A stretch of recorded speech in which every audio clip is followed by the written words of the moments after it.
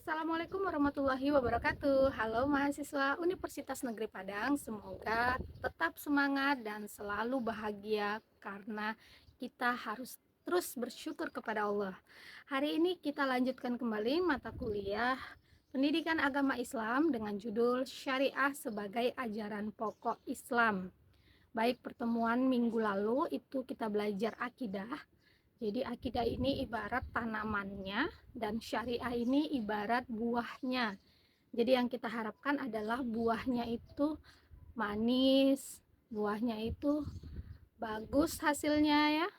Orang yang melaksanakan syariah dengan benar tentunya karena dia memiliki akidah yang baik juga.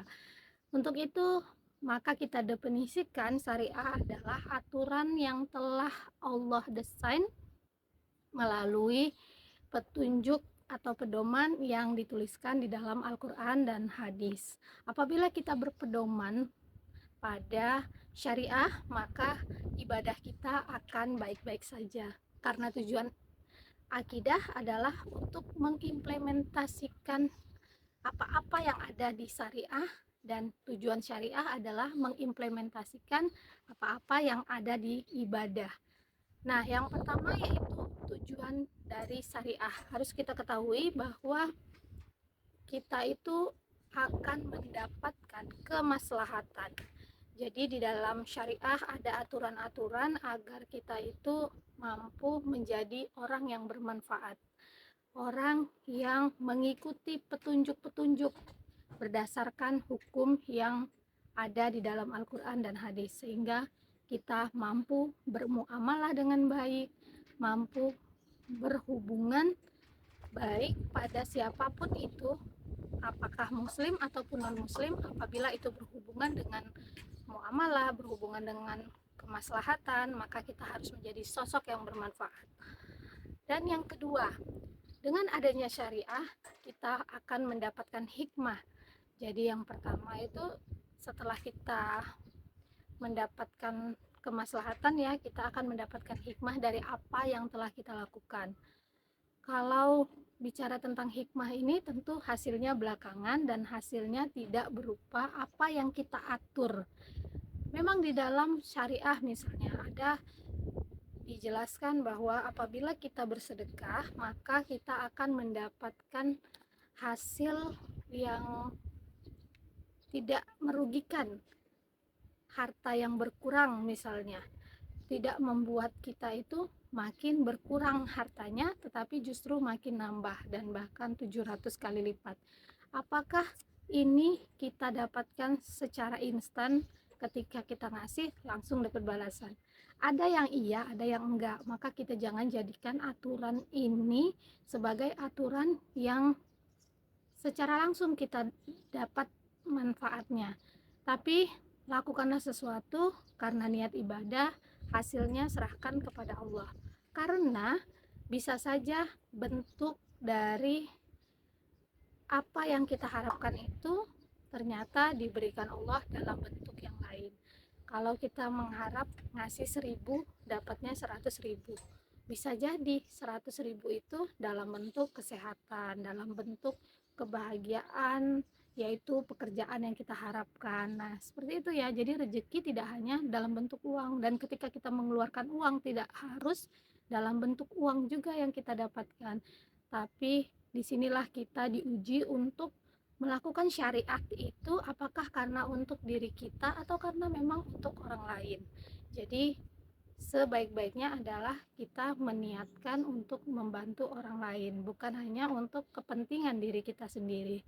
Nah, selanjutnya adalah setelah kita mendapatkan hikmah, maka kita pun akan memperhatikan nyawa ya. Nah, jadi di dalam aturan syariat itu misalnya tidak boleh bersentuhan antara laki-laki dengan perempuan, tapi ketika itu berkaitan dengan nyawa, kita memperhatikan nyawa, maka dibolehkan untuk kita menyentuhnya. Nah, misalnya nih, kalau kita melihat ada orang yang kecelakaan, tapi ternyata yang kecelakaan itu adalah perempuan dan kita laki-laki. Kalau kita berpedoman pada syariah, maka kita nggak mau menyentuhnya, khawatir akan haram seperti itu ya. Tapi tidak, syariah tadi dia memiliki hukum skala prioritas. Ketika memang hanya kita saat itu yang berada di situ yang harus menyelamatkan ke rumah sakit, maka syariah tadi dapat berubah ya, dapat berubah menjadi sesuatu yang diperbolehkan karena menyangkut nyawa. Nah, kemudian menyangkut agama, menyangkut akidah. Jadi kalau kita sudah berhubungan dengan akidah tadi, maka harus hati-hati, jangan sampai kita salah dalam menjalankan syariat. Hal-hal yang tidak perlu, yang kira-kira itu berlebihan atau dapat menyebabkan bid'ah, dapat menyebabkan syirik, maka jangan dilakukan karena itu melanggar syariat. Nah, seperti itu ya. Hingga pada akhirnya ketika kita sudah dapat memahaminya, maka syariat ini akan enak menjalankannya karena kita itu berpedoman pada hal-hal yang telah ditentukan sebelumnya. Jadi misalnya nih di dalam Al-Qur'an juga ada syariah kita harus memiliki ketaatan kepada Allah, kepada Rasul, maka apakah dengan itu kita harus menjalankan semua hukum-hukum Islam termasuk hukum pidana misalnya atau hukum perdata. Nah, ternyata ada pengecualian-pengecualian. Kita misalnya tinggal di Padang atau ada yang tinggal di Medan. Itu mengikut hukum yang bukan hukum Islam. Tapi ketika kita mau mengikuti ulil amri, maka itu sama dengan kita mengikuti syariah karena kita sudah taat pada pemimpin kita. Kita memiliki aturan yang berdasarkan pemimpin kita. Selagi itu tidak merusak akidah, maka kita akan laksanakan. Ketika itu tidak melanggar syariah, maka kita akan laksanakan. Kecuali kalau misalnya di Aceh ya, misalnya di Aceh itu mereka memang menerapkan hukum Islam. Maka ketika misalnya ada yang pacaran, nah kemudian akan dihukum gitu ya, ketika ketahuan akan ditegur oleh polisi dan sebagainya ya, karena mereka mengikuti aturan-aturan Islam. Jadi syariah ini sebenarnya ya kalau kita mau laksanakan dari hal-hal yang terkecil aja. Para mahasiswa jangan sampai kelihatan rambutnya, jangan sampai kelihatan kakinya, pakailah kaos kaki, pakailah legging seperti itu ya. Maka itu sama dengan kita sudah melaksanakan syariah. Karena syariah itu hukum yang wajib, hukum yang sunnah ya. Sunnah itu termasuk ibadah-ibadah yang disunnahkan berupa sholat, berupa kegiatan-kegiatan yang hukumnya sunnah ya. Terus kemudian ada yang makruh, maka usahakanlah kita tinggalkan. Ada yang haram, ada yang mubah, dan makruh serta haram inilah yang harus kita hindari agar lebih memperbanyak wajib, sunnah maupun mubah. Insya Allah ketika syariat kita baik, Allah akan sayang sama kita. Itu yang kita harapkan. Ketika Allah udah sayang, maka Allah pun ridho. Itu yang sangat kita impikan ya. Karena ketika Allah udah ridho, enak banget. Kita akan diberi petunjuk, kita akan diberi pedoman meskipun kita dalam keadaan yang salah, tapi Allah yang menuntun kita agar kita tidak larut dalam kesalahan. Meskipun kita dalam keadaan yang tidak banyak ilmunya misalnya, bisa saja Allah yang menuntun kita untuk bisa menjadi banyak ilmunya lewat rezeki-rezeki Allah. Apakah itu berupa beasiswa atau menjumpakan kita dengan orang-orang berilmu lainnya, sehingga syariah ini ketika kita lakukan kita tidak akan menjadi orang yang merugi karena kita sudah melaksanakan aturan Allah. Ada 3 jenis orang yang dia itu berbeda karakter ya. Usahakan kita menjadi karakter yang sebaik-baiknya di antara 3 orang itu. Nah, misalnya yang pertama adalah orang yang mau diatur.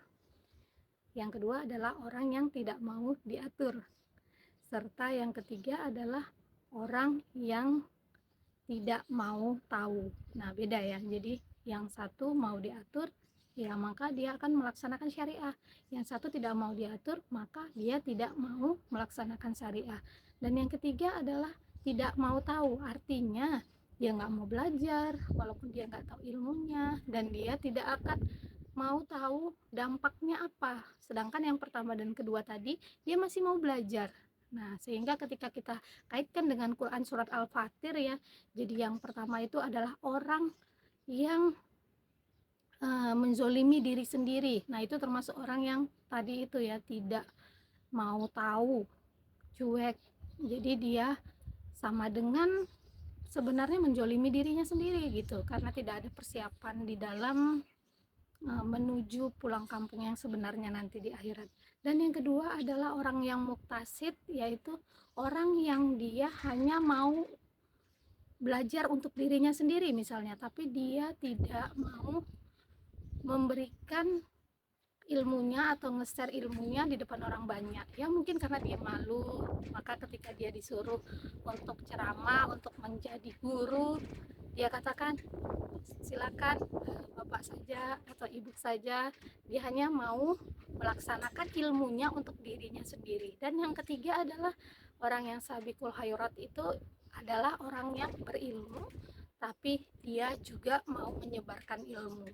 Nah, jadi semoga kalau kalian misalnya belum ada video-video seperti ini, tapi ketika ingin memiliki karakter Sabiqul Khairat, boleh saja nge-share video-video baik, video-video keislaman seperti video saya ini misalnya, agar setingkat lebih maju dibanding dengan muktasid tadi yang hanya memperoleh ilmu untuk dirinya sendiri.